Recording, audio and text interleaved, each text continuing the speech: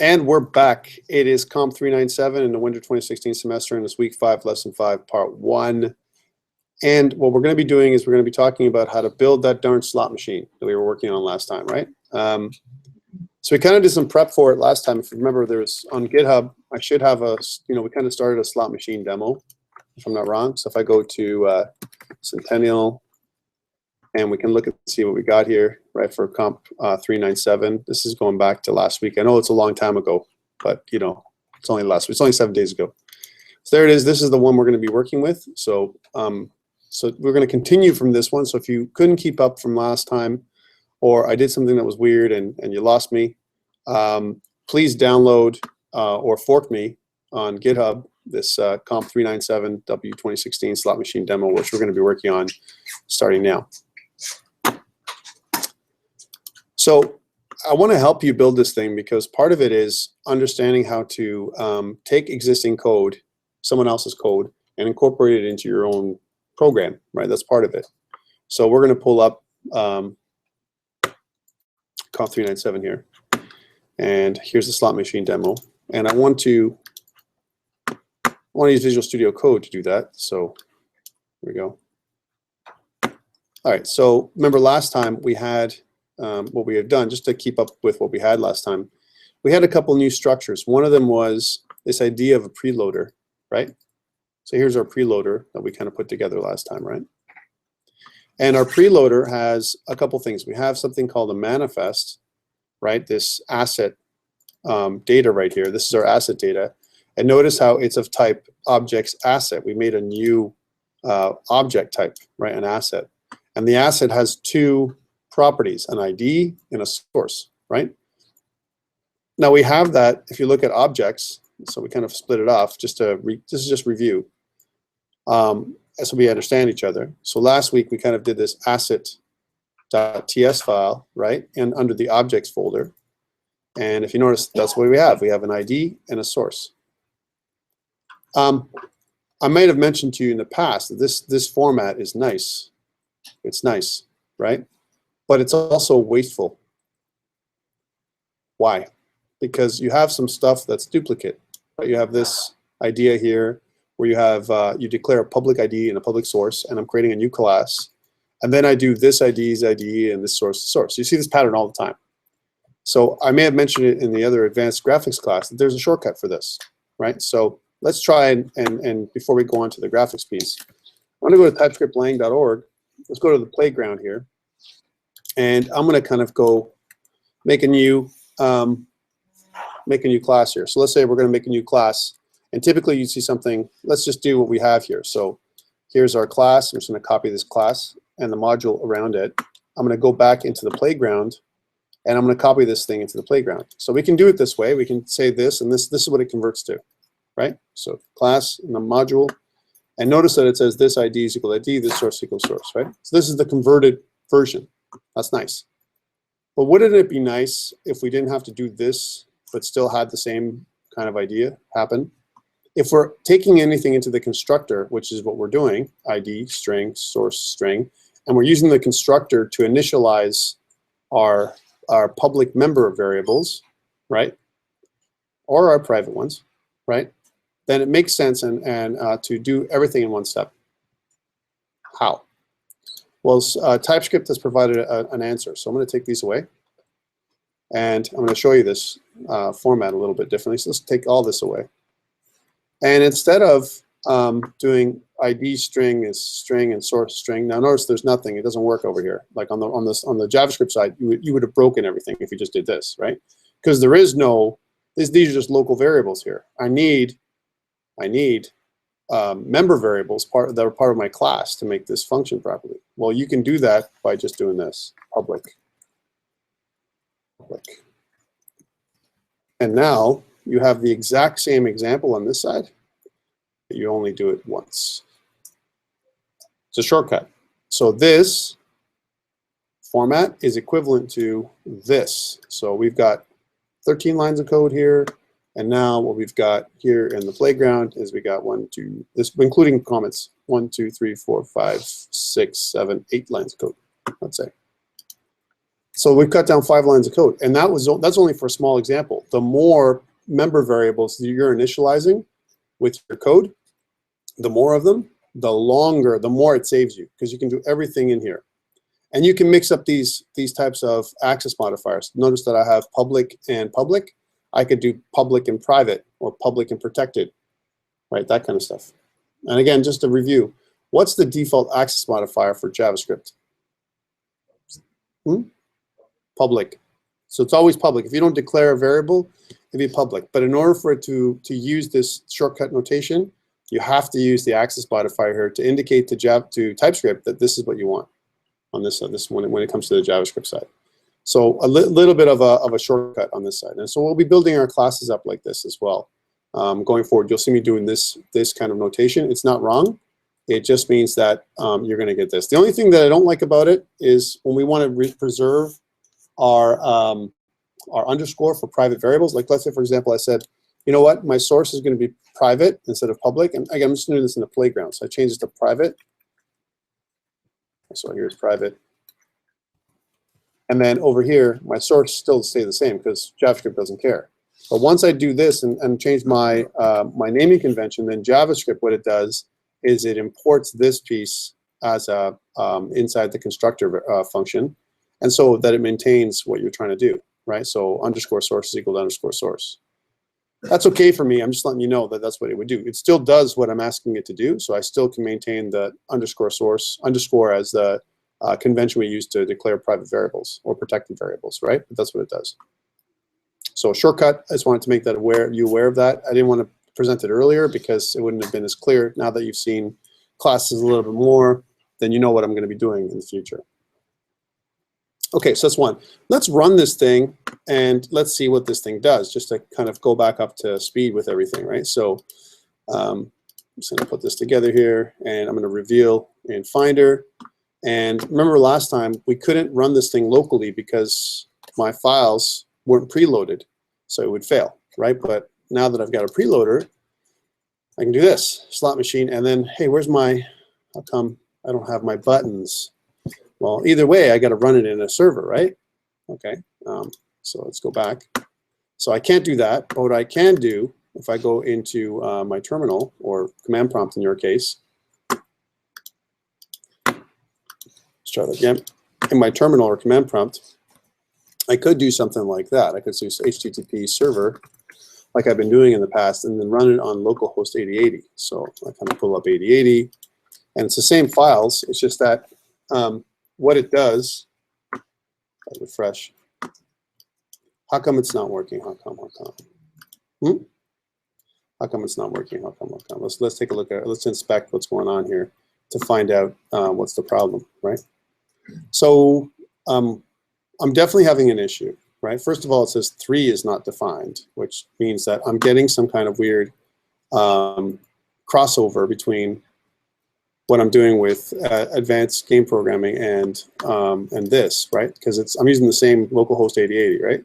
So the nice thing to do, of course, is to grab this localhost 8080 and put it in some kind of incognito window, which also helps, by the way, if you use incognito mode, right?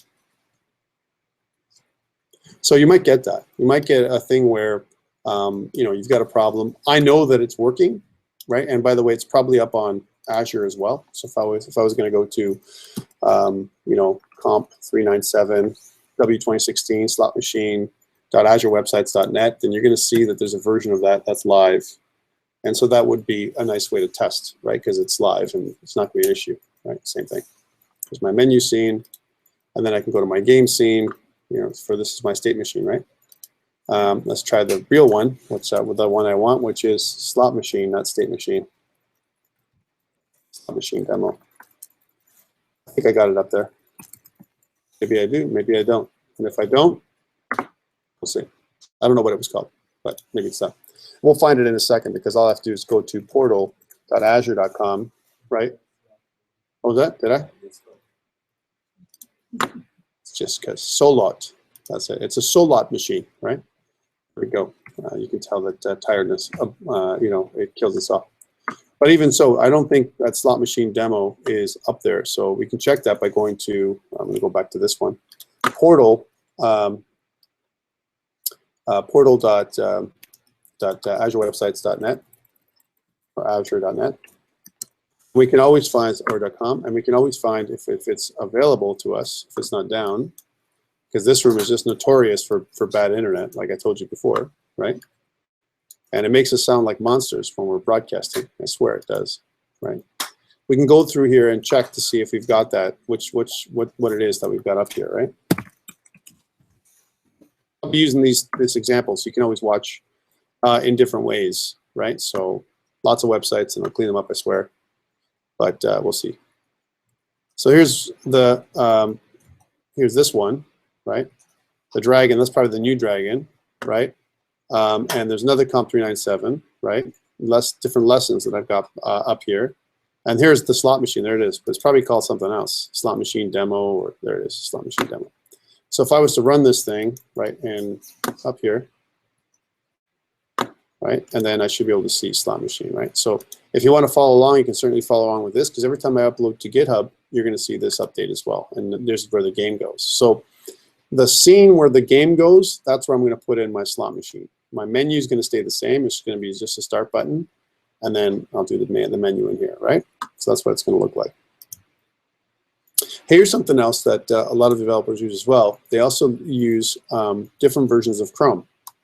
What's the other version of Chrome that a lot of developers use? Anybody know? There's another version out there. No one knows? Wow. Okay. That's it. I'm gonna give you a Valentine's Day present right now, right? It's called Chrome Canary, right? Chrome Canary. If you download Chrome Canary, it is almost like the bleeding edge Chrome stuff that comes out. You can download Chrome Canary, and we use this a lot of times because it comes up with some nightly updates, and it gives you additional stuff that works in Canary, and it won't work in other versions of Chrome. But we can test stuff out in Canary, right? It also has some really cool developer features, which is why I'm targeting it. Not because I want you to use something that doesn't work anywhere else, right? And just to show you that, it's just another tool. I know you're gonna, Tom, you've given us enough tools. Stop, right? It doesn't stop, unfortunately, for the web. You keep getting new tools all the time, right? So if I was to look at Chrome Canary, and somewhere here, I'm sure I have it. Here it is. If I was to launch it, it looks the same, right? There's no real difference. The great thing is it comes piled with a bunch of other kinds of tools. So if I go to inspect, and if I go to console, as an example, notice that there's some other additional features here, and it does some better in some ways. Some kind of better. I'll show you by doing this. Code hinting and stuff like that right here in the browser. So that's kind of cool if you were interested in using Chrome Canary. COMP397. It's like slot machine demo, right? Is that what it was? Slot machine demo.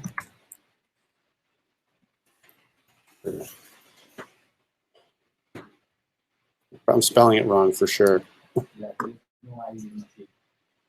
Oh, is that how I spelled it? I spelled it totally wrong? Maybe I did. Maybe I did. Okay, so slot machine demo. So that's where it is. And if I was to refresh, right? Again, I've got some interesting options here from with Chrome Canary that sometimes Chrome it acts a little bit differently when you have errors and so on. Especially things like if I look at sources, I could also look at things like my scripts and different things like right here online. If I want to look at stuff. So here's my core. I'm going to look at my game.ts, and notice how we can't see it here because it's on the cloud. It protects it, but on the game.js we see, right? Same thing, but again, it's just some advanced features you see. So some people use Chrome Canary for that. I'm not going to use it. I'm just showing you that there's other versions of Chrome out there. So say, have you tried Chrome Canary? Yeah, you know about it. Right?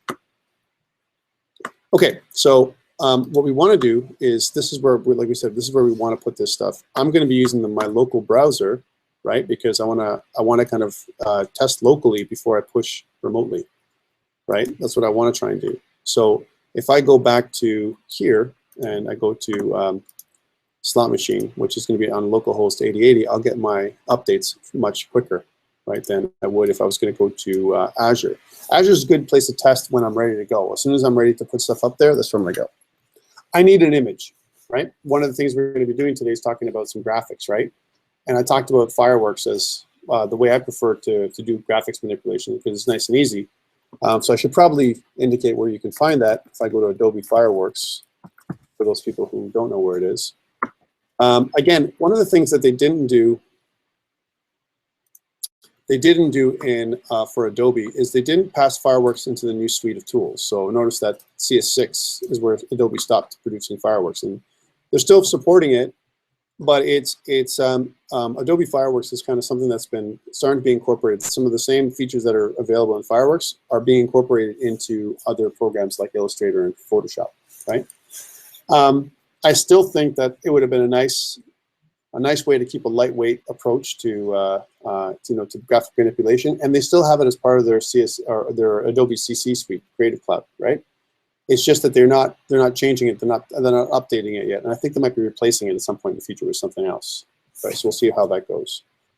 But that's where you get it. For students, you do get a discount if you wanted to download and install Adobe CC, right? It's part of the student package. We get a discount, like I think it's $20 a month. Something like that for students, which is pretty cool.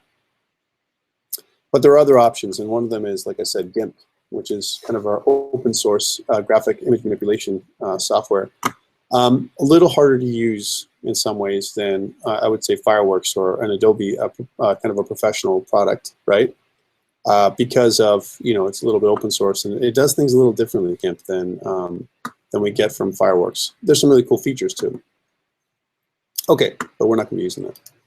I'm going to be using Fireworks. So I'm going to bring up Fireworks now. Here it is. And I want to put an image in here, right?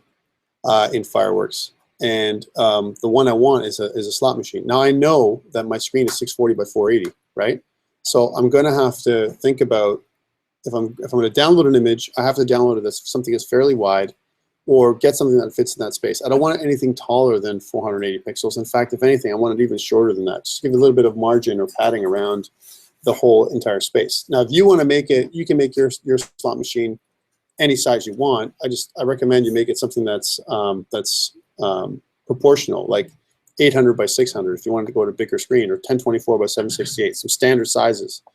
Please don't make it so that it's like 300 by 800 or something weird like that. Create.js doesn't respond nicely to weird proportional sizes or ratios. So just making you aware, it actually slows down the everything that happens. You'll lose frames when you do that kind of stuff because it's trying to figure out what you're trying to do when you render things in that weird proportion.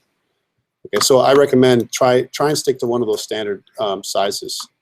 Even if you want to do 720p, you can do that too, but that's crazy, right? That means you're gonna have to make it so that your screen size is massive, right?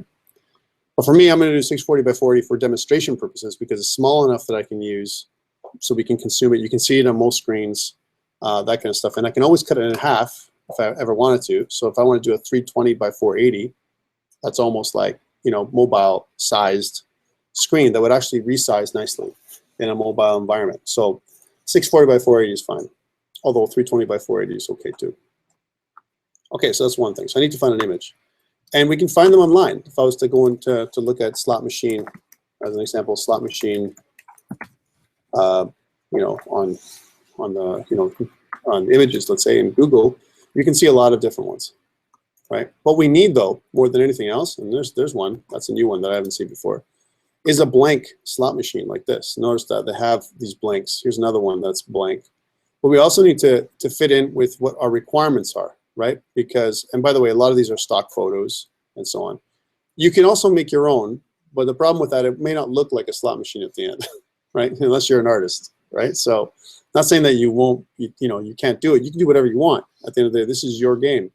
But, so we need that. And we need eventually some kind of images for fruits, symbols, that kind of thing, eventually.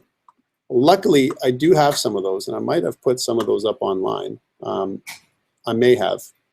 But I do have some. I'm just going to take a look here on our COMP397.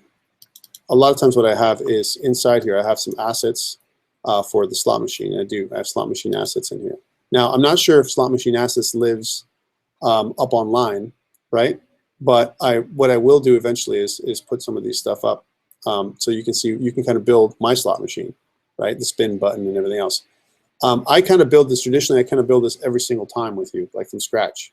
And the reason for that is because it's good to kind of do something like that from scratch, as opposed for me to just give you the assets, right? Sometimes, you know, the whole building process itself can, you know, you can be more creative with it. But I'll tell you right now, this is the only time I'm going to ask you to do this, right? Not only because we don't have time. So that's why this is the class. We're going to do that now. Okay, so first we got to find some kind of base image we want to use and modify. And it's, I don't know, I'm probably not going to use the handle here. If I was going to look at my requirements, also that's another thing to do. I'm making my stuff, and it's going to be based on our requirements or my slot machine, right? So if I go back to my slot machine idea for assignment 2, here it is. And if I was to look at the requirements here, just to make sure that I'm in line, right? It says what I need is, I need 3 images in the GUI, so 1 for each reel. I need that. I need a slot machine graphic as well. I need a spin button. I need a button to control my resets. I need a reset button. I need a button that quits the game, some kind of power button, right? I need those buttons. These are requirements I need to meet, right? I need a bunch of labels for things like the user's money credits, the jackpot, and a bet. That's like, those are spaces on my slot machine somewhere. I've got to figure that out. You know, so that's some of the stuff I need. And I do need some kind of slot machine graphics, you know, for me to put in the background. So that's kind of a requirement. And I kind of pick a slot machine. So some of this won't work. Like, for example, I may have some space on this one if I pick this really weird yellow one, right? You know, and again, if I look through some of the stuff that's online, you might see something that's okay. I also have to be careful not to pick something that has some kind of proportions like anything greater than this, because what happens is I may not be able to fit everything I want in the bottom here. Okay. Now there's lots more. When I first started doing this back in 2011, I'll tell you, there was nothing online like this. We had to make everything from scratch, and I don't know why. I guess there's just more slot machines out there, or maybe there's more stock photos. I don't know. So I'm going to choose one that makes it look that we don't want to spend a lot of time doing. I'm not going to. This isn't enough. If you try to make a slot machine that looks like this, that wouldn't suffice because it looks like slots, but it's not really complete. Like, it doesn't look like a slot machine. So please choose a graphic for yourself that looks like a slot machine, like maybe something like this. Now this is 600 by 800. That means I can probably cut this down, this image, and use it enough and clean it up. That's what I'm going to be doing here with my graphic manipulation program to give myself enough room. And there isn't some weird faux 3D surfaces that I have to change. The only thing I don't like about this one here is the fact that the slots are really small. And if I was to actually look at the real size, if I was looking how this is kind of some small area for the actual reels here. They're quite small. And also, I don't care for this cash drawer. The cash drawer thing is just a waste of space for me, right? So that's just something that I don't care. So this is kind of suitable. I might come back to this one. And let's keep going. And if you have a recommendation, like, you know, as an example, there's a stock photo.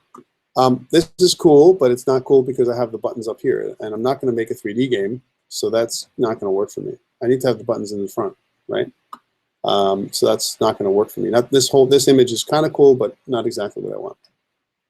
Any recommendations? Take a look. Go up online and see if you can find something. And again, we know that this is, okay. That's all right, but there's not a lot of button space on the bottom, right? Remember, we need buttons, right? So someone showed me, one of our students showed me this stuff. That's not bad. This one is kind of one I might want to use because I can probably take some of this stuff here, clean up the buttons, and then use this bottom jackpot area for what I want. So this would be under but the problem is with this one is it's 450 by 450, you know, which is almost, you know, it's going to cut down on our graphic size. I want it as big as possible. What do I want a graphic as big as possible? I'd want a graphic like 10,000 by 10,000 if I can get it, right? The bigger the graphic, the higher resolution it's going to be. So when I scale it down and manipulate it, I'm not going to lose pixels, right? Now I'm just exaggerating with 600 or 10,000 by 10,000, but something like that's a little bigger and a little bolder might be better, and then I can scale it back down. No, that's not right. And again, I'm just looking. Oh, things like this, that would be really bad to use, obviously, because it's skewed at an angle. How would you make the real spin down there? That would be more of a challenge for you guys. This is okay, but it's too small, 309 by 547, right? So something a little bit bigger would be something that I want to use, right? So this is a little bit too plain. right? It looks like a slot machine, but then I could probably draw this if I wanted to myself, right? So I don't want something like that. I want it to look more realistic. 300 by 300. Again, this is 400 by 400, almost the same exact one, right? I have ones, but I want to see if you and I can find one together online. There's one that I've used before. Look at that one. That's like 1095 by 1300. Yeah, I think this is going to be the one. Who cares? Are you making a professional slot machine that you're going to sell tomorrow? The Watermark. We'll clean it up. Right? We'll clean it up with our graphic manipulations program. Just trust me, right? There's work involved, right? There's definitely work involved here. And I got to clean this thing up, right? It still needs work. This thing needs work. There's a problem with it. And I'll show you. See these reels? Are the reels proportional? The reels kind of go out like this. That's a problem, right? But this reel looks like it's okay. So I can copy this one, move it over here, and to change some of the proportions. Also, I probably need a little bit more room down here. I don't need this base piece. I can probably get rid of this and do something different with it. I don't need the arm, so I can get rid of the arm. But it's high res enough that I can manipulate it pretty good. I'll look at one more because I've used this one before and I was kind of unhappy with it when I did it. The end result wasn't as nice. That one's not bad. Again, it doesn't look exactly perfect. The proportions are 800 by 10 by 1,000. That's pretty cool. So that's a pretty good one. There is still a watermark, so you still got watermarks everywhere, right? So if you want to make this your own, obviously you would have to do a lot of manipulation. I don't like the fact that the bottom part here on the bottom, this part here is small. I probably want to grow this piece, and I can do that, no problem. The top also, there's not a lot of room in the top, and it's pretty wide, it's pretty fat, right, for what I want to do. But I can probably chop off the arm and do a couple things here to choose the right graphic. This needs a little bit of work. It's not bad. Again, I want you to choose your own, right? So yes, you're probably going to use mine, guaranteed, right? But you know, you don't have to. And you know, if you make yours original looking, it'll be better for you because it'll be something you can show off, and it won't look like a watermark is on it, right? I'm going to use the watermark because I want you to find your own stuff, right? But you know, so find the right image. That's the first piece when we use something. In reality, in real life, when we're making a game, I'm going to get somebody to create this image, a professional artist, right, to come in and make the image exactly what I want, the background that I want to use. So you know what? I think I've got what I want to use. It's going to be that one that I pointed, that red one, because it's big enough that I can manipulate it, right? So what do I do? How do I get it? Well, I'm going to right-click here, and I'm going to say copy image, right? And in Fireworks, once I've copied the image, I can go File, New. Notice that it's going to try and conform to the size of the image right away. It'll change my width and my height and my resolution and everything else to the same image. The background I want to be transparent, and that's why, because I'm going to make a transparent PNG or PNG image, okay? Notice that the estimated size of the file is going to be 5 megs, right? That's really big for web, right? So we have to really try and work on that and get it down to size, right? So let's do that. So I'm going to press OK. And then I'm going to press Control V or Command V on the Mac to kind of put the image in place. All right, so that's our image. The first part is getting this image down. Why am I starting off the back image? Right, because remember that if, first of all, I have to make sure that this image gets shrunk down to something like 640 by 480, right? I want to proportion this image first. That's the first thing I want to do, right? I don't need any of this crap. This is all just, you know, garbage, right? That I want to kind of get rid of, right? So this is all going to be cut out. And I want to do this, so I want to try and take this thing here. And again, you want to kind of take it off. And I'm using the crop tool, right? And again, this crop tool would exist in almost any program, any other program.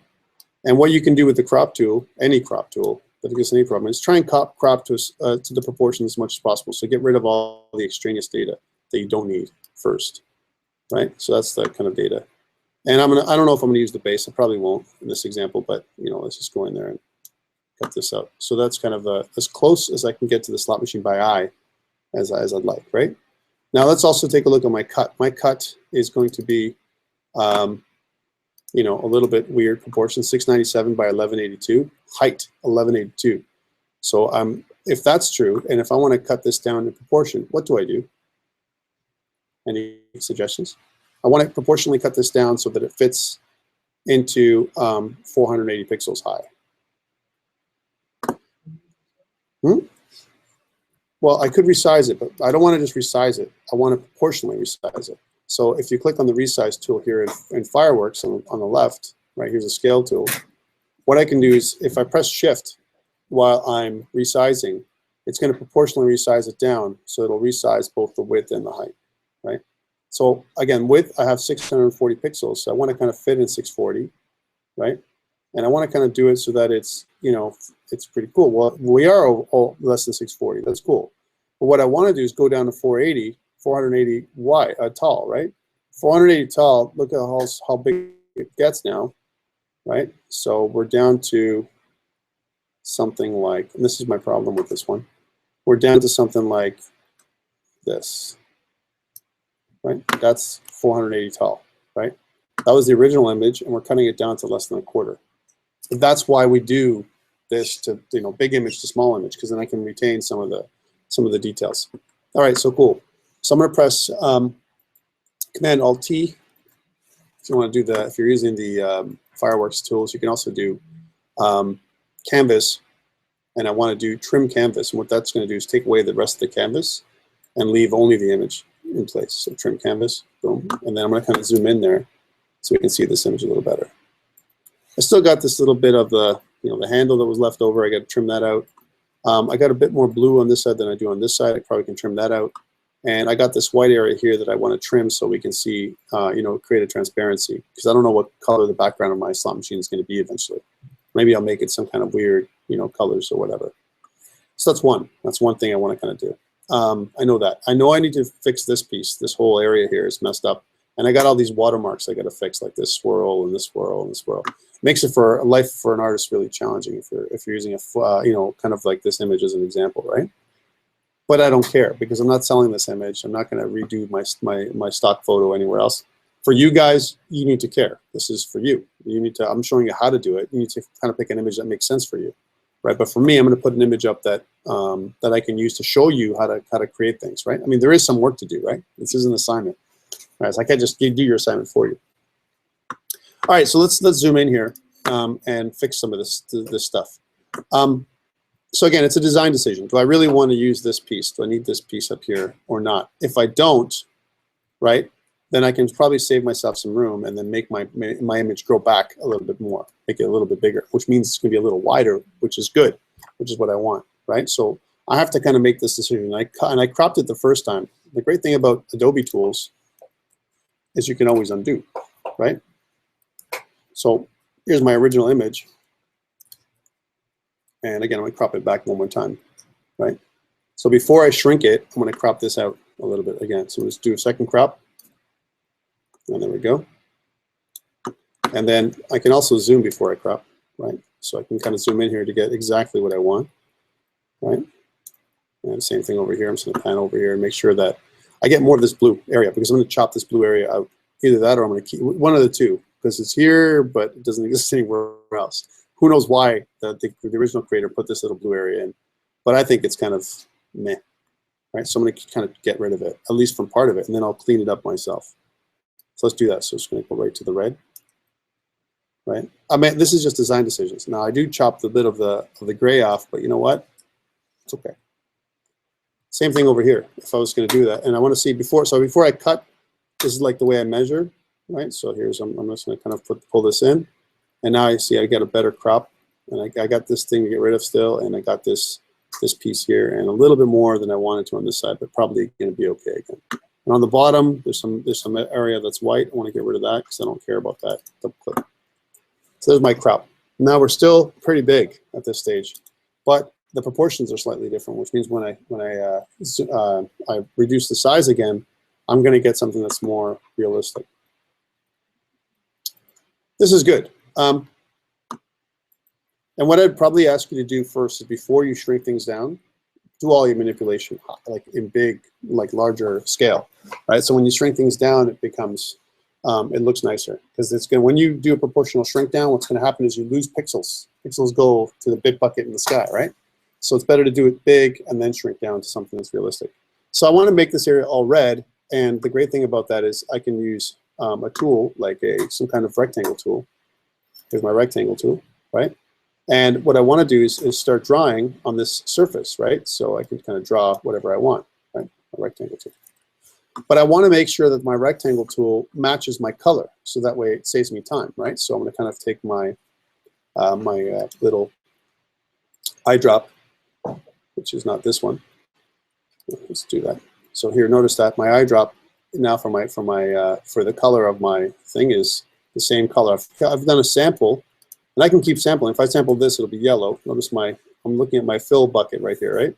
So as I use the eyedrop tool, I can get a sample of the color to match up with what I got in here. So it's as close as possible, right? Okay, cool. Again, for those non-artists out there, don't worry. Please don't fall asleep. This is the one and only class we're going to do graphic manipulation from now on for the rest of the semester, right? So please bear with me. I know it's hard. All right, so this is one. The other one is I don't care about border, right? So border, I'm going to turn that border right off. So it's going to be no border. And I'm going to take my tool as close as I can see it by eye, and I can get as close as I want, by the way. Drag it across until I get almost perfect, right? So clean up that little annoying watermark, right? Well, what really has happened is I've taken my background image, and notice on the right, there's some layers. So my background image now, this little rectangle, is sitting on top of the bitmap. So eventually what we're going to do is we're going to flatten those two things together so there's no more layers, right? So it's going to make one nice bitmap image that we're going to use, okay? So that's one. I could probably do the same thing here if I wanted to clean that up. Although it's more of a gradient, notice there's a gradient that goes from here to here, and then it goes from here to here. I could do that same thing. There's a yellow that goes from here to here. Well, notice that we also have gradient colors down here. So I can use, instead of using a flat color, right, I could choose a gradient, right, like this. And then what I can do, I'm just showing you, it's targeting the last rectangle I used. I could target it by choosing what kind of gradient. So for example, if I want to do some kind of linear gradient, which is cool, and the direction, like right now my direction is 270 degrees, I can swap this direction out, right, by changing it up and choosing something like 90 degrees or 180 degrees. Okay. One of those two, right? So then I can get to, if I go 0, you see what that does. 0 goes this way, which is what I want, right? So I want to create a gradient, and notice these little marks here, how much of my gradient goes from one side to the other. So if I kind of move this off, if I was going to do that, it's right in the middle, right? I don't want that kind of gradient, right? I want it so that it's mostly like this. And the colors are off, right? Because I've got like a kind of a dark red color here and a lighter orange color over here. So what am I going to do? Sample, right? So I'm going to grab this little tool here. I'm going to grab the sample. This is in my way. It's in my way. But it's right here. See, if I want to just sample this color here, and if it's, I'm going to get as close as possible to this watermark. It's just at the edge as much as possible. So it's going to be a different color, right? So that kind of creates that gradient color from the dark to the other one, right? It's not perfect, but it's closer to what I want it to do. So it kind of creates that effect. And I want to use the same gradient that I want for up here, right? So that it matches the colors. So it doesn't seem really that much off, right? A little bit weird in the middle. And probably what I want to do, if I want to move it, I can move it to the side here, right? So how do I do that? Right, well, you can move around the gradient and stuff like this as well. If you see this, I can move this back, scale it back, right? And I can move this forward so it's more towards that side. See how now it's more towards this side, just like this one is, right? But the more I move it towards that, you get more of a harsher line. And I can use additional lines of gradient. So here's one line, and I can move this one off a little bit to the left so you can see where it's going to be. Right? And I can use different kinds of gradients. That's fine. It's not going to be perfect, but it's going to produce that effect. And again, if I'm not happy with what I just did, undo. And it gets me back to that other gradient that I had before, which is perfectly fine. So how do I do this one? So I'm going to get a new rectangle, right? I'm going to draw it up here. So I'm going to do the same thing with another rectangle that's kind of up here. Is it going to be perfect? It may not be. And if I really want to be as perfect as I'd like, notice that that's still kind of that gradient color. Let's do that. So I'm going to go back in here. And notice that there's two sides to this, but now I have another sample that I can use for this one, right? So this one. And linear gradient, but the angle's wrong, right? Because I want to kind of match it up with this one. So it's going to be a little bit better. And if, by the way, if I don't like this effect, and I want to do more of a rectangle or a cone or some kind of other weird kind of effect, Fireworks and many other graphics programs allow you to do that, right? So you can kind of get, you can fix it up this way. So you can make it so that it looks like that's the original intention, right? As opposed to the watermark that it had there before. Okay, cool. And I'm going to keep doing that, by the way, guys. So if I can clean that up if I wanted to. I'm not going to do it all over the place, but this is, I'm showing you what you can do to clean it up. Here's where my problem is, though. This is a big issue. I have this one, which is kind of cool, and I think what I want to do is fix this one up, copy it, and paste it on top of this one, then fix the borders up a little bit so they're all squared up, so that it doesn't look like it's like at an angle like this. Because I don't care about this looking like a reel so much as these being totally proportional, right? So let's do that. Let's zoom in to clean it up. So I'm going to kind of zoom in, and with Fireworks and other tools, you can kind of zoom right in here, right? And let's even zoom in closer, so that it gives me the ability to see how I can fix this and take away some of this watermark, right? So I'm going to do another one of these, except this one I'm not going to do a gradient for this one. I have the option of choosing a gradient or solid fill. So it's going to be a solid fill, but I wanted to kind of do one of these. Now I could make it a gradient. Notice that the gradient here is in the middle, right? So this is where the white is, and I have dark colors here and dark colors there. I could do that. I'm not going to do that, and there's a reason for that. The reason for me not doing this is because when my fruits, my symbols go into here, it's probably better that they're all in a white background, right? To simplify my job. Because if I make my fruits in this kind of background, that means I'm going to have a gradient on the top and a gradient on the bottom, or make my fruits so that they're transparent background, which you could do as well. And then what happens is, depending on how nicely those fruits are cut, right, you might see this really weird halo right around the fruit itself, unless you're really specific about making your graphics, right? So that's where I got to be careful. So I'm going to use this background just to fix it, and then I'm going to make it all white, right? So, well, might as well just make it white then instead of sampling it. So I know this is what I want, right? Again, it's a design decision. And for some of you, you may not agree, but this is your project. You make it whatever you like, right? So you make your project look the way you like it. And again, if it's not perfect, don't worry, because we can clean it up after. There we go. Not perfect, but it's okay. And notice how it takes away this color. It makes it a little bit more stark, so it's a little bit gray. And in a professional program, I probably wouldn't do exactly what I'm doing, but that's okay. Now I don't have a border on this thing, and I want to add a border because it's going to simplify my life. Here's where I can match the border color with what I'm doing. So take this, grab a border. Here it is. There's my border, right? And I can see automatically that I have a problem, right? Because my problem is that this is slightly off. I made it slightly a little different from this side. That's okay. We're going to fix that. Let's make the border so that's really thick, like this thick, right? So I'll make the border so that on that's like, now that looks like 6 or 7 pixels, so maybe more. So let's say 8 pixels. Yeah. And now we have a problem with the border. The border's not gradient, and it's a little dark. But I can change the color. If I want to make it kind of a lighter border, so more of like this border, I can lighten it up. If I want to make it a darker border, I can choose from, you know, one of these things here. So that's a little bit too dark. And again, if you want to know, if you don't know what it's going to look like, you can also, you know, kind of zoom back out, so to see what it looks like. Right, so kind of get a thing. Does that look really that bad? And you have to kind of decide if it does or not. Right. So let's go. Let's zoom back in there. But this is going to be the template that I'm going to be using for everything else. And notice that also, I didn't quite capture everything. There's still a bit of that line around everything, so it needs to be a little bit bigger. Which I can. It means that if I hover on this thing, notice that I'm clicking this rectangle. And what I'm going to do, in Fireworks and other programs, what you can do is you can name what these rectangles are. So I'm going to call this rectangle real, right? So this is my real rectangle.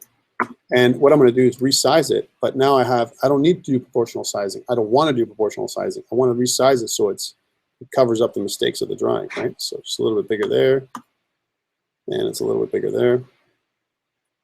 Just a touch. And then that border covers it for me. Okay, cool. What's the size of my reel? That's another thing. 108 by 130.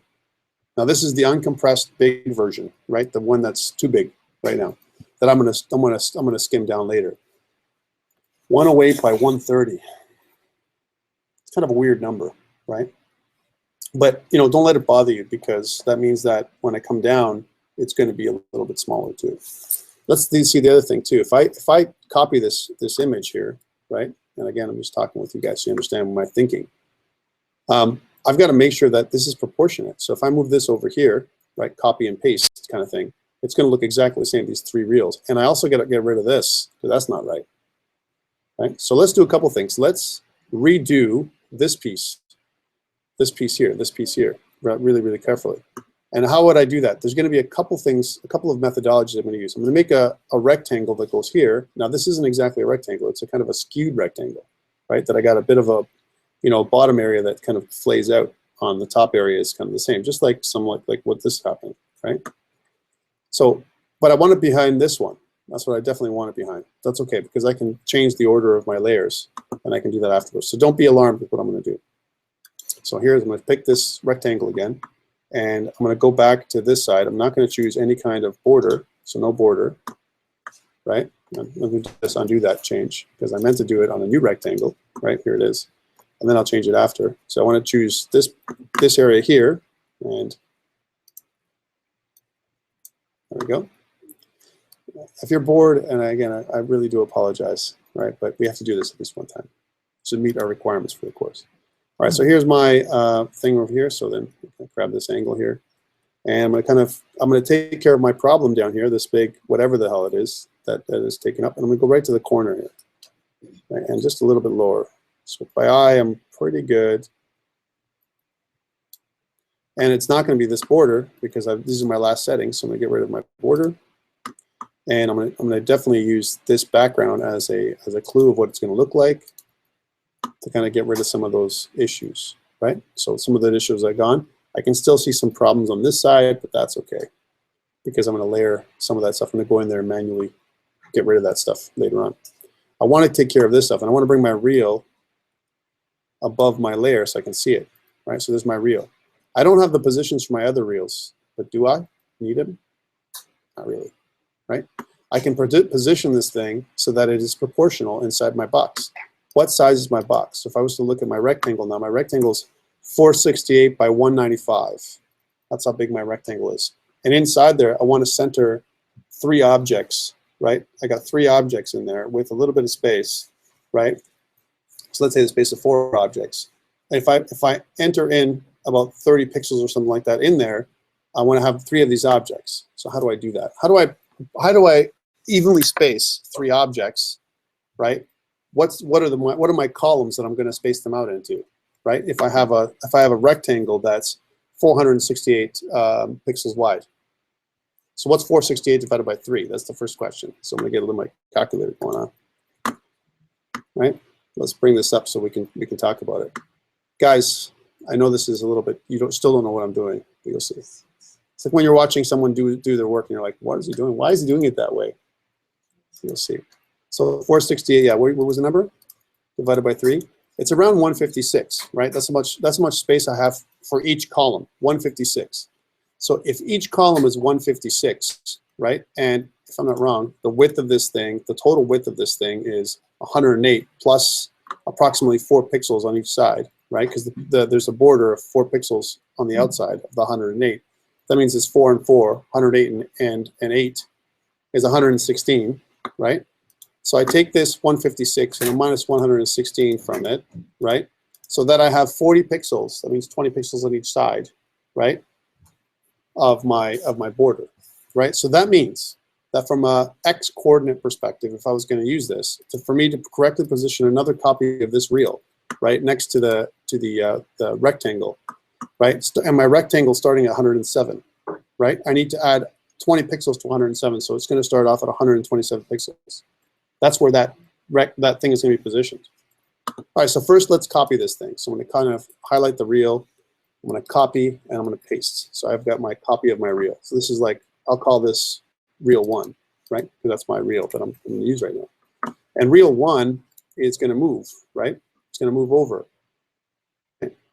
I want it to move over proportionally at the same level where this is right now. And it's going to be approximately at, like I said before, right, here's my 107. This has got to be at 127. So I'm just going to change that right now. So 127. And if it doesn't look right, I can always adjust. Right? It doesn't look right. That's my first reel. The other reel is going to go 20 pixels from the right side. So 20 pixels from the right side, my border is it goes 468 wide, right? Starting at 107. That means that from 107 plus 468, so here's 107, just to give you an idea how I do this, plus 468. So that's 575. The position is X is 575 minus 20 because I'm going to come in from this side. I'm going to go into about 555 at this point. Again, don't worry about the proportions because we're going to shrink them down later on. 555. So that's where my next one's going to be. So I'm going to click on Real, this one, copy it, paste it, call it Real number 3, right? And 555 is where it's going to go from a next coordinate perspective. And if it's not right, like I said, well, we can always adjust. Like, that's not right. Here's a question. What's the focal point of these things, right? Because each of these things has a focal point, if you will, right? Each of these, they have a focus or center or a registration mark, right? Do they start at the top left corner? And the answer is yes. I've miscalculated here. Don't worry. But I've got real 2. There's real 2. I'm just going to change this to real 2 so we have that in our hierarchy, real 1, real 2, real 3, right? And I want to move, you know, this over this way, but it's got to be at least proportional to this thing here, right? So notice that again, it's 468 wide and starting at 107, right? And so 107 and 468 is how I came up with that number, right? So 107 like plus 468, right? So that's the right edge. That's all I'm doing. I'm calculating the right edge, 555, right? I forgot to subtract. So it's another 30 pixels, right? What was that? Yeah, I got to subtract. I got to subtract about 30 pixels from this one, from this thing. So it's 555 right now, and I got to subtract probably about, like I said, 20 pixels from that side. So 535. Let's try 535. Still not enough. And you know, let me show you what I'm talking about here. If I move it over, there's a problem. If I move it by hand, I'm not going to get it the right height, but I can adjust it. So it's going to look like something like this, right? Here's another funny way of doing this thing. I'm just saying, putting it out there to you. I have this stuff, and I have to try and proportion it, and I'm trying to make some calculations, and it's not working. Well, what I can do, I can take this, this, and this, copy it, file new. It's going to give me the exact size, 468 by 195. It's going to create another space for me, and I'm going to paste it. Now what I can do is I can recenter everything the way I want them here and then bring them back, right? Which is, you know, a little bit easier to work with. Notice there's also some space on the top and some space on the bottom. And does that look proportional? Well, it looks okay for this, but now that I have extra spaces here, what do I need this extra space for? I do need the extra space. You know why? I'm going to have my labels here. I need some labels in here. So I need the extra space, if not even more than that space. So maybe I'm going to move these up a little bit more. All right, so let's go back to this. All right, so first of all, let's check to see this middle one if it's centered under. So you can undo that by, so the center one, this is going to be centered. This is the centered one, right? And now, if you notice that this is 108 by, the width is 108 by 130, but the X coordinate is 180 pixels. And I know that it's 108. And if I move this this whole box again, this whole box is 468. Now there are alignment options, and if you were using something like Illustrator, Illustrator will align and space these out nicely for you in 2 seconds, right? Not using Illustrator, right? So I don't have the same kind of functionality from a balance perspective. So if I was to take these 3 images and right-click on Illustrator, I can just go align, you know, kind of thing, and then it would line everything nicely. But here I can't, right? Here I've got to do more of this. Like I said, if this is 468 pixels, right? Going back to that, wide, 468. And I've got 3 columns, right? And divide this by 3. That means the first 156 pixels is the first column, 156 pixels, right? And then what I want to do is align this in the first 156 pixels, right? And I got 108, which is how wide it is, like I did before. So each one, right, is got 48 pixels. I was off somehow, right? Divided by 2, which means it should be around 24 pixels from the edge, right? So that's what now this I can do because now notice that my absolute positioning is slightly different. So instead of 20 pixels, I'm going to do this over by 24. And that's not what I wanted. I want to only highlight 1. and move this over to 24. There we go. So that's 24 pixels from this side. But I also want it to be 24 pixels from this side. But then that means that I'm going to have a bit of a space in the space. And can I live with that is the question. That should be that rewrite. Well, how do I do 24 pixels from this side and to be sure? Well, another way to do it is to grab that image and then, first of all, make sure that the y coordinate is this 27 and that's 27 and this is 26. So maybe make this 27. So make sure that they're all aligned on the top, right? There we go, top aligned. And this one here, if I move the y coordinate over, right? So let's keep that in mind, 27, right? If I move it over so it matches the edge, right? There's the edge. And I move this to 27, it's 360, right? So 360 is my x coordinate. Move it back by 24, which is 340, right? Minus 4, right? Which is 336. That's more 24 pixels, right? That's more proportionate. And that's exactly in the middle, the same amount. Now, if you don't like this, if you want to move them over this way more, you can play with that number because there's still 48 pixels between each one and 24 pixels on each side, right? So again, it depends on how you want to align this thing. I'm okay with this situation. You may not be, right? Okay, so I'm going to copy this thing. I'm going to copy it. And in fact, if anything, one thing you can do is group stuff together. So I don't want to ever move this stuff again. Group, right? Go back over here. And now I can get rid of this stuff by pressing delete. There it is, it's all gone.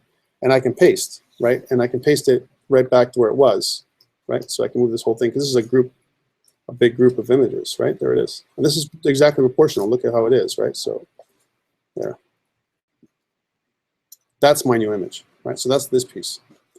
And you know, I spent a lot of time doing this, and you're like, how come we spend so much time doing the reels? This is where all the action's happening, right? So if I mess this up, then everything else will look messed up, right? So that's why. I need to clean this piece up too, this area here. And again, there's some buttons here I want to get rid of. Buttons and this other area here that I want to get rid of, right? There's some tricks to do this. Part of it is deciding that I don't want a gradient, right? I don't want a gradient. If I have a gradient in here, I could do that, but then I'm going to get this kind of weird effect, and it won't really match up with what I'm doing over here so easily, right? Without lots of work. So let's zoom in and see what I want to do here for my gradient. So, well, there's a couple things I can do. I can go in here and just chop this out and then kind of rewrite it, right? Oh yeah, these people just don't stop it. They know that I'm working, but who cares? One thing I can do is get a sample like this, right? So here's my sample, and then draw a box, which is what I did before. So it'll be a same gray box the whole time. It'll mess this up though. It won't look right, and that means I have to fix this piece over here. I'm okay with that as long as you are, right? So let's try this out. So I'm gonna get this little bit of box here. And again, I'm off. I can tell you right now I'm off already. That's okay, because I'm gonna just fix it in a second. And let's get rid of the border, right? And I'm gonna basically do a little bit of a sample over here, right? Because the sample is happening on the side, right? So this is the sample, and then I'm gonna do a little bit of scaling, right? So that way it can be matched up to the bottom, because I'm off a little bit, right? And one border, let's see the top.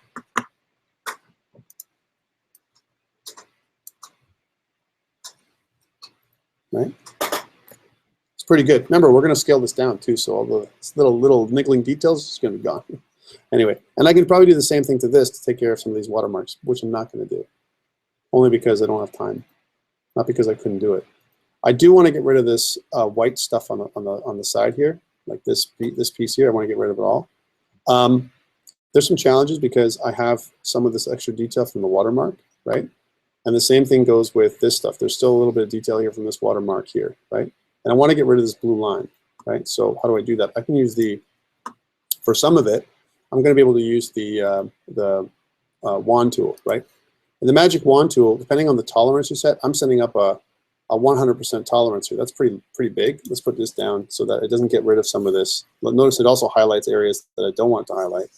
That's bad. So let's reduce this tolerance from 100, let's say down to 50. And see what I get. Now you see I get a better cut, right? The more the tolerance, the more colors it scrapes into the cut, right? So I want to get this and just press delete. So now I've got this part is transparent, right? And same thing with this color here. I want to get rid of this color and delete it, and I'm going to come back and cut this out manually myself. I'm just cleaning up the big areas first. I always do that. I always start off cutting big and then going down and doing detail work, right? So I got that piece, and notice that, again, if there's any kind of issues, I'm going to start kind of honing in there and cutting.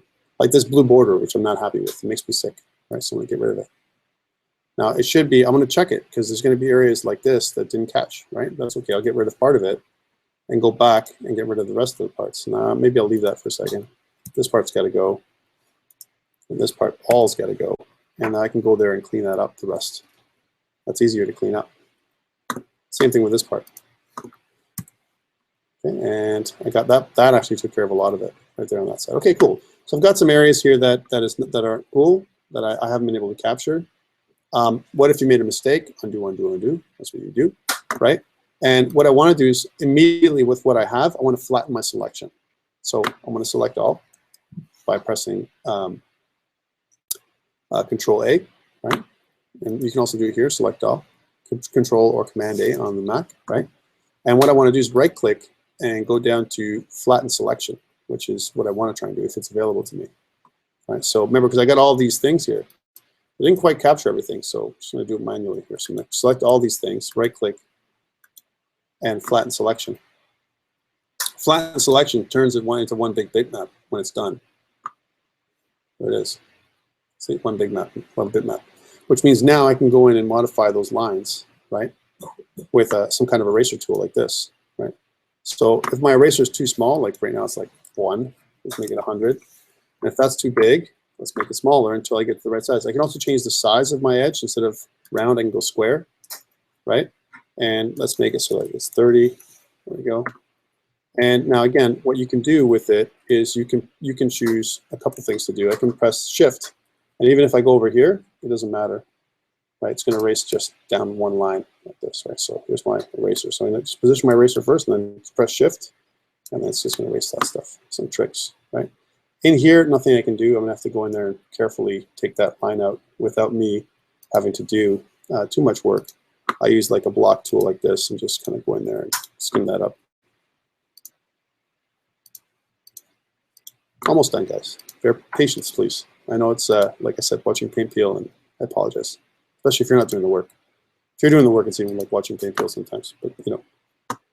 All right. And I mean like really boring and tedious when you're watching somebody else. But this way I want you to do it with me. Grab your program and try it, because you know this is what we do when we do some custom game work, right?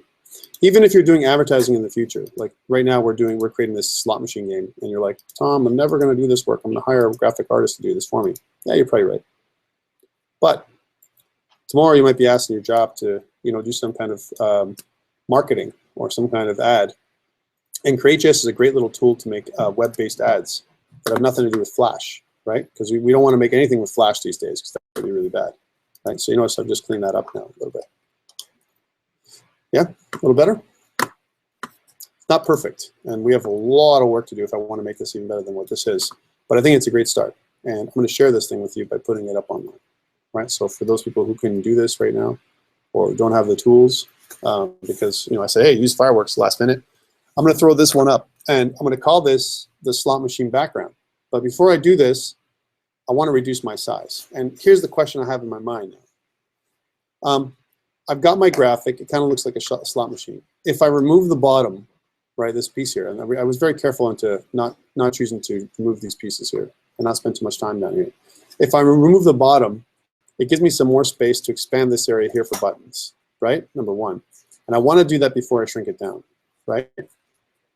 Because I really don't need this stand. It looks like a stand here or a money drawer, and I'm never going to open the change because I'm not going to do that kind of thing, right? So I probably don't need this, right? So let's cut this one more time.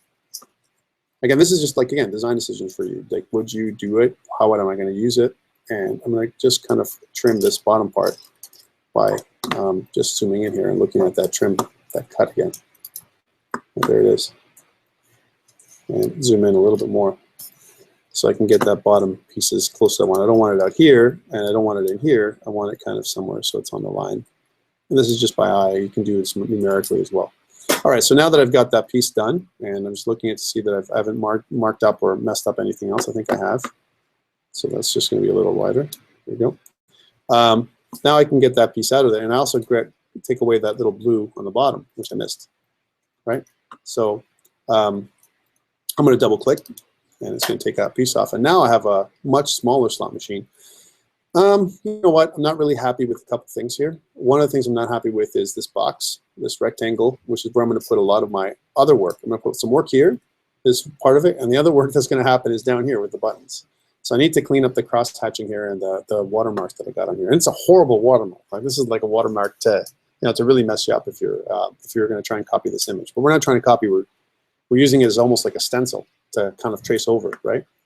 Which is what we're doing, right? So okay, so this white border I'm going to mimic, right? So again, I'm going to kind of come in between this white border a little bit and kind of draw as carefully as I possibly can, right? Right in here in the middle. And again, I'm looking at proportionally what it's going to be. That's pretty good. I'm not going to make it this color. I'm going to make it the red because that's what color it was. So I'm just going to take a sample of that again. So we'll go here and take a sample from over here to make that red, and I've got that white border, right? Checks. Pretty proportional. And I did it quick. Just so I don't mess this up, there's a couple things you can do here if you don't want to flatten. First of all, I could also lock these things out. I can also hide different pieces if I wanted to as well. There's different things you can do with graphic manipulation programs. I could lock, so I can't do anything with them as well. In this case, I know that this is probably about right. So what I want to do is flatten again right away, and because I'm going to put stuff there and I don't want it to move around, right? So again, I'm going to highlight both these things by clicking both these things in the outliner, and then I'm going to right-click and click flatten. So I have one bitmap again. Okay, that's cool and all, but one of the things that I have, and I can probably get rid of this foot, by the way. One of the things I can do here is grab this whole thing, right? Make a copy of it and put it back. Why would I do that? Again, it's tricks, right? I want to get rid of some of this cross-hatching, and I don't want to go erase by hand, right? So I could copy it out and put it back. Or I can just make some kind of brush that's the right size and paint in there as well, paint the black, right, all over this place. Won't be as neat, and it won't cut nicely as much as this will, right? So I want to do, just grab this image. So I'm going to use this time it's another selection tool that I'm going to use. And I got to be very careful because you can be off a little bit. Like, I'm just using my eye. And for those people who are like, Tom, my eye's not like your eye. I can't do what you do. Who cares?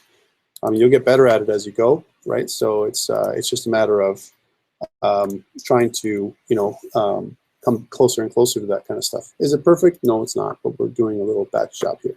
Okay, cool. So that's one. The other one I want to do is I want to make a black line here. So we grab this. It looks like pure black to me. I'll make a new rectangle that goes on the bottom. There we go. And just change the colors so that it's not this, but it's actually black. So black. And just take one of these things here and manipulate it so that it is exactly on the bottom. Right, so put down. There we go. And let's make sure it's not covering into that gray area here. There we go. And we've got our bottom, right? And what I'm going to do is go back here and grab this piece and go back here and paste. And what I'm going to do now is, because one of the cool things that Fireworks and a lot of other programs do, it allows you to center in place right away, right? So there's one of these. And that's the center of that box, right? So the center of that box. Here's one thing I know. I know I need to make this box bigger, right? Because I need more buttons, right? So I'm going to kind of shape this box from the get-go so it's a lot larger than it is now. I'm going to do that by just changing the proportions. Now be careful when you change proportions. I got a border on this thing. It might mess your borders up like this. If I change proportions, see how the border grew? And if you're okay with that, that's cool. If you're not okay with that, then you got to rethink this whole thing and maybe use just redo this whole box. And it's 586 by 170. That's good. And I can redraw a border afterwards, right? So something like 580. My guess is 580 by 170 in height. 580 by, I'm trying to take away 3 pixels or 4 pixels on each side, approximately. So let's say 580 by 580 by about 160, right? And then reproportion it later on, right? That's probably the easiest way to do that. Why? Because this is an actual image now. This isn't a symbol. This isn't a rectangle like we had before, right? So 580 by 170. 580 by 170. So draw a box, change the size, pick it up, right? Add a border that's white, right? Right? And then make that border around 4 pixels wide, right? And then something like 580 by 170. 170 isn't that much easier way of doing it than stretching and squashing, right? But from a centering perspective, it still works exactly the same way. Much nicer. So now you have proportional borders and everything else. What I want to do is I want to make it a little bit bigger than 170 height. I want to kind of go up to about 190, right? To give myself some more space here, right? And still keep it in the middle, right? So there it is, approximately right there. Right? So give myself as much space as possible, maybe even a little wider if I want to match up with this line right here. So let's try that out. Francis, you good or am I killing you? Tell me. I'm killing you, aren't I? Right. It's okay, man. I know, I'm sorry. I apologize in advance. Like I said before, here we go. All right, so let's make sure that that's exactly okay. 602, let's make it 600 and by 190, and then just center it up again. There we go.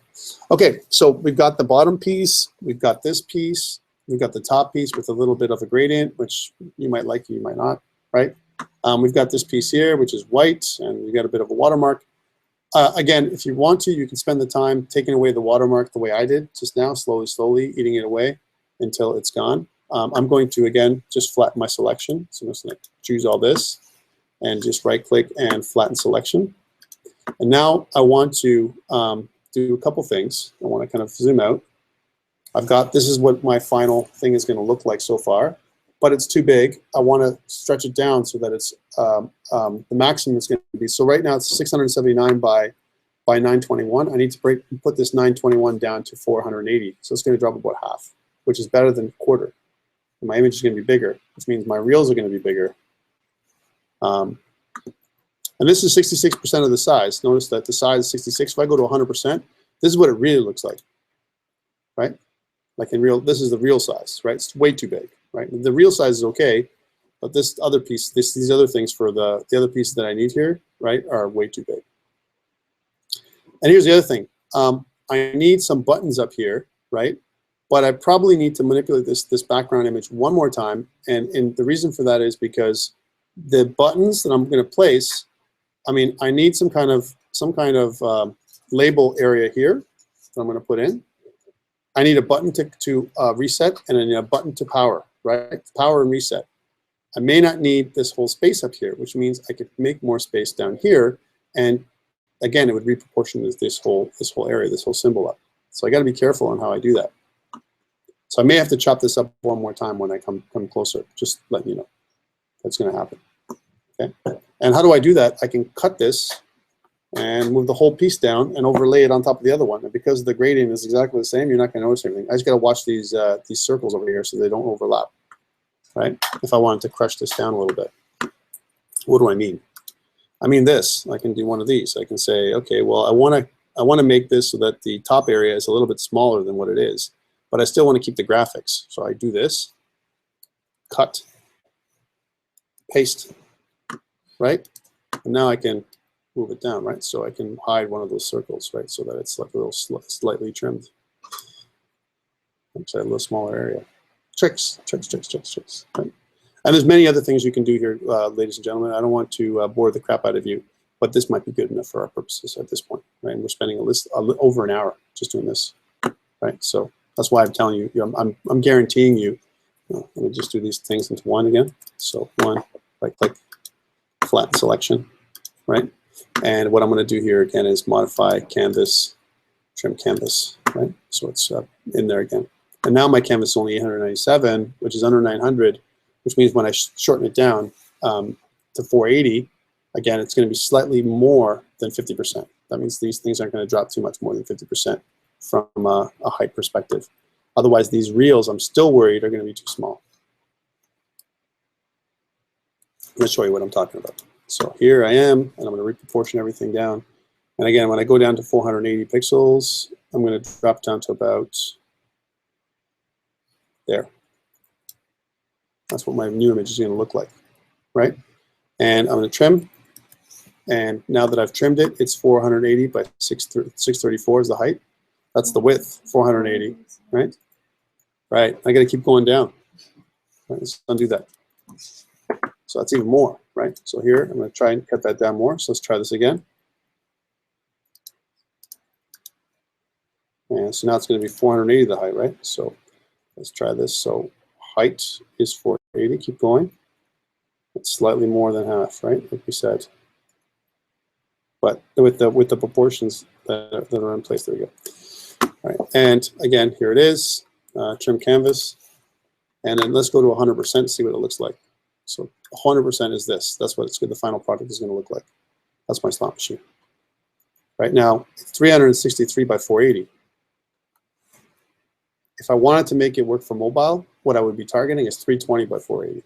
That's the right proportion, right? So that means I'm going to have a lot of space on the outside of my slot machine for it to look the way it is. This is the one change I need to make. The second change, I need to modify my canvas now and make it the right size of my screen, 640 by 480, right? So I go to my canvas color. I'm going to go to white. So get rid of that transparency, right? Because I'm going to fill in the white anyway, and I know my white background is what it is right now. So modify my canvas. I'm going to go to canvas size, and notice that it's 363 by 480, and my anchor is in the middle. That's my registration mark, right, for my canvas. I do want it to stretch both ways, so now I'm going to go 640. And now it's the right size. That's the exact size. That's what my screen is really going to look like. And that's what I want to save, this whole image. It takes up this much space, right? Okay. This is nice and good, right, that this image is going to take up the whole space and everything else. But remember that this whole image is 640 by 480 pixels. And if you want to know the approximate image size of this whole thing, right, we can save it now and get an estimate. So I'm going to say File, Save As, and I'm going to save this as a JPEG, not a ping image or a GIF, something as small as possible, because JPEGs can be compressed a little bit more, right? And I need to make a new space for this thing. I'm going to put this right in my project, right? So I'm going to go back out. I'm going to go back out to my demo. So I'm going to go back out to desktop, and I'm going to go into COMP397 and COMP397 slot machine demo, which is right here, right? And in here, there's an images section. Here it is, right, with black button and X button and all that stuff. I'm going to put it right in here, and I'm going to call this slot machine. Now, just by itself, slot machine. So the slot machine itself, the background for the whole slot machine is here, right? And I'm going to save it, right? Okay, it's saved. So now when I go back to my project, right, and I go into assets, I should have in my images, if I put it in the right place, right? What was that? Sometimes you just see it right here, right? So if I look at here, and there is no way to refresh it in thing, like there's no way to do it. But if I go here, notice that in my GitHub, I do see that I have one thing that I'm adding in, which is a slot machine.ping, which means it's there. So I'm going to add it in. I'm going to go to changes. I'm going to say add slot machine asset, background asset, right? And click on this area here and go here and push. Now you guys should all have it in about a second or so. Remember that not only do you guys have it, but Azure has it. It's up on Azure too right now, right? Because it's there. It's not showing, but it's there.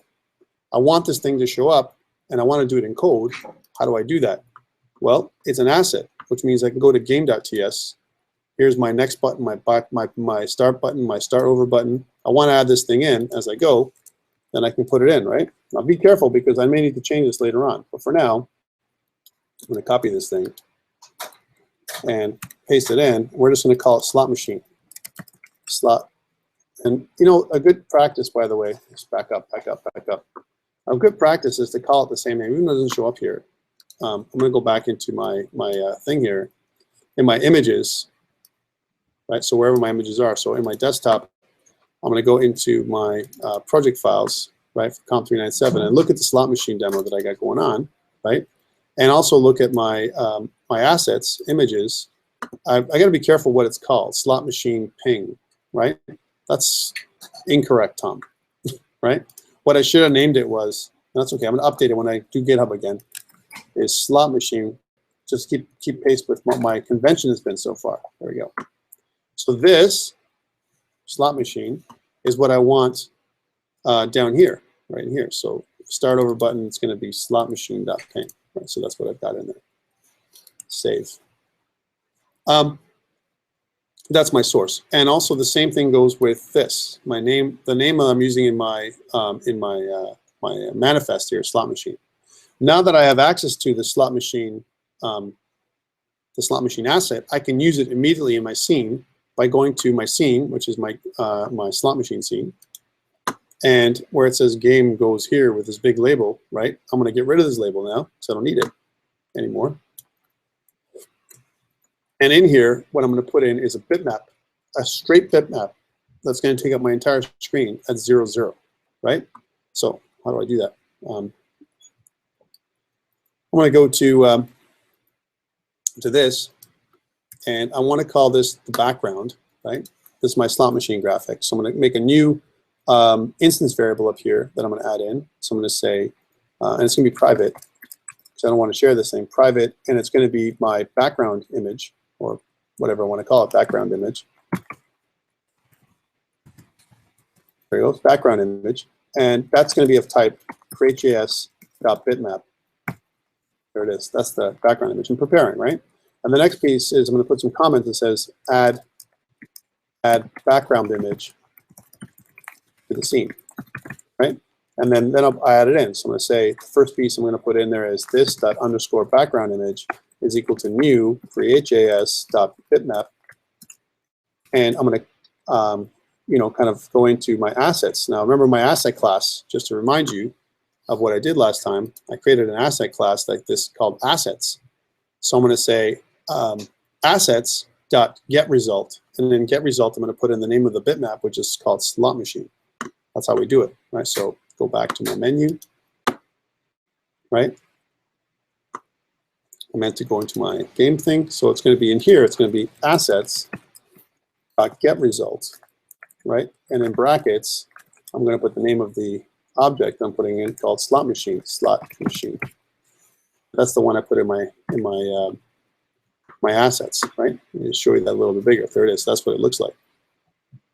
So that image right now, because the default registration mark on all images in Create.js is the top left corner of the screen. So that's going to align right away with my top left corner, right?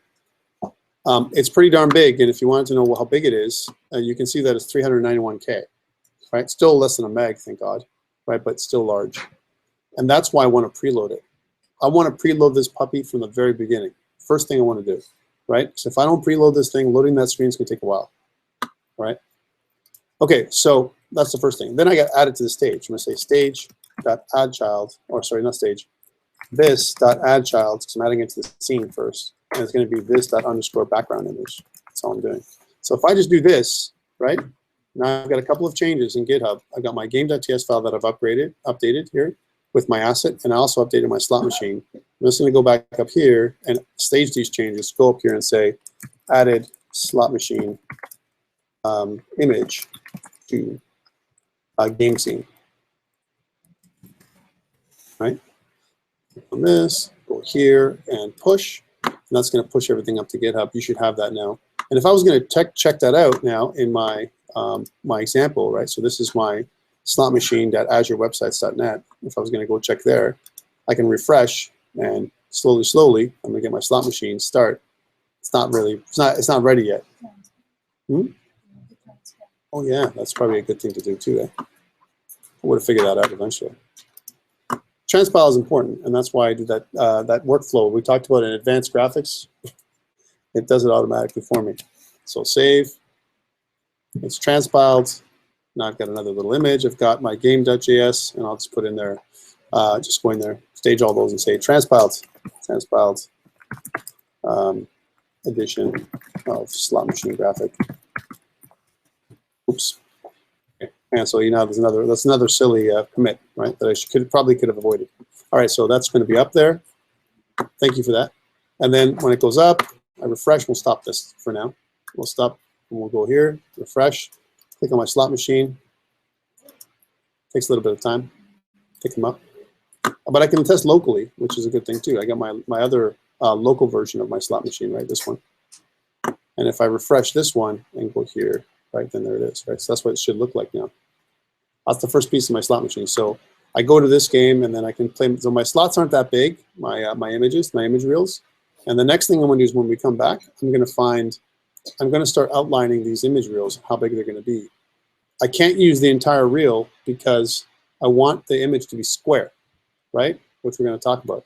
Because if I make them rectangular like this, if I ever want to do an animated reel, I won't be able to do it, right? It won't look right.